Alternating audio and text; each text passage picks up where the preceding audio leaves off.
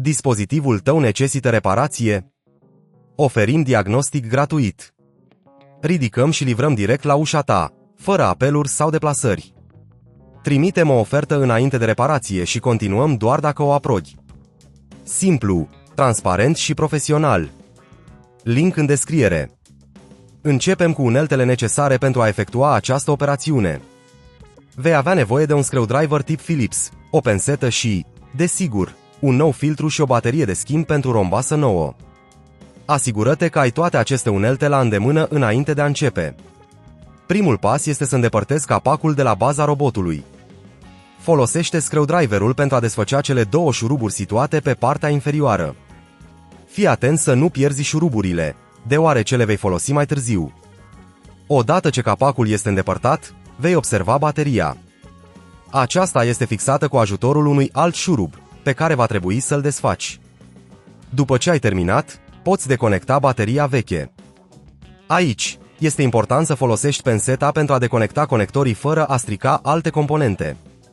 Dacă consideri că acest lucru este prea complicat, amintește-ți că oferim diagnostic profesional fără obligații. Poate că preferi să lași această sarcină în seama specialiștilor.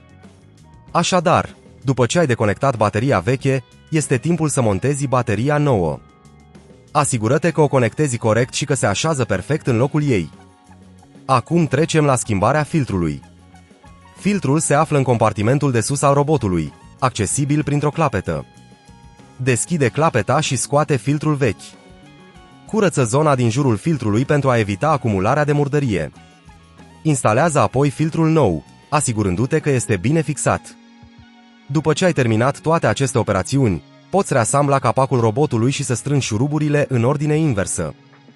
Acest lucru va asigura că robotul tău rombasă nouă va funcționa corect. Dacă întâmpini dificultăți, nu uita că oferim ridicare și livrare la domiciliu. Asta înseamnă că nu trebuie să te deplasezi pentru a beneficia de serviciile noastre. Înainte de a finaliza, asigură-te că ai testat robotul pentru a verifica dacă schimbările au fost efectuate corect. Poți să-l pui la treabă pentru a curăța o zonă mică și să te asiguri că funcționează fără probleme. În cazul în care ai nevoie de ajutor suplimentar, nu ezita să ne contactezi. Oferim ofertă înainte de reparație, astfel încât să știi exact ce costuri implică serviciile noastre. Dispozitivul tău necesită reparație? Oferim diagnostic gratuit. Ridicăm și livrăm direct la ușa ta, fără apeluri sau deplasări. Trimitem o ofertă înainte de reparație și continuăm doar dacă o aprobi. Simplu, transparent și profesional. Link în descriere.